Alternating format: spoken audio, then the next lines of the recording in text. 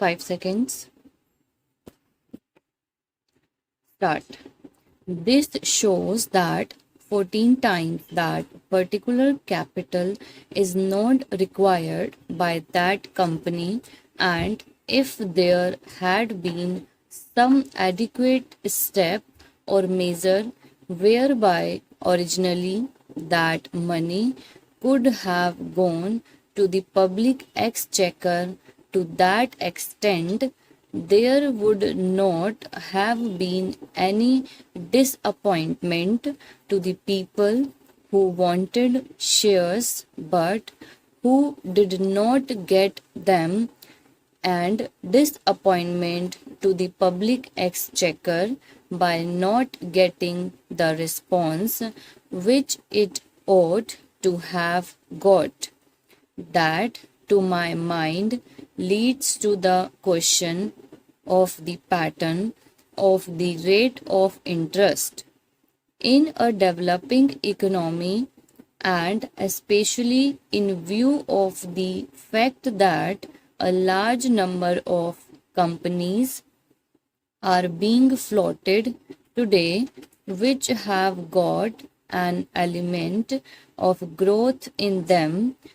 thereby attracting so much capital towards them, the government of India will have to take into consideration the question of the rate pattern of interest on their loans, and to see whether something could not be done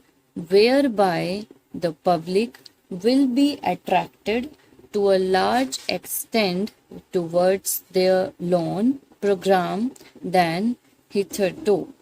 It has appeared in the press that the question of supply and want is being reconsidered, and that offers are sought to be made more attractive. If, in the same strain, the entire question of the loan program is also considered, it may be possible that these loans also might be made more attractive, and thereby more capital, which is today just changing the channels of profitable employment, might be diverted to the public exchequer in the form of public loans.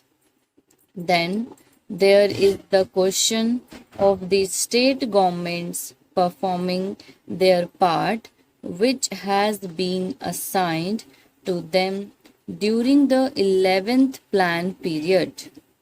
In this connection, I would like to draw the attention of the Honorable House to a very important recommendation which has been made by the 11th Finance Commission, namely the appointment of a high power commission to go into the entire question of the allocation of financial resources between the central government and the state governments.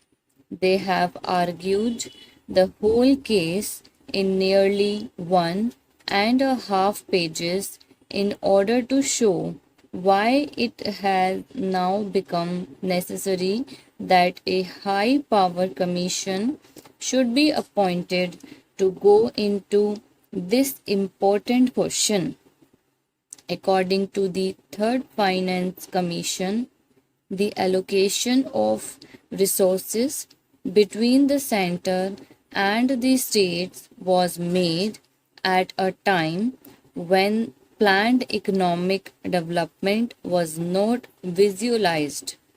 When the Constitution was framed, the development of the public sector, the new responsibilities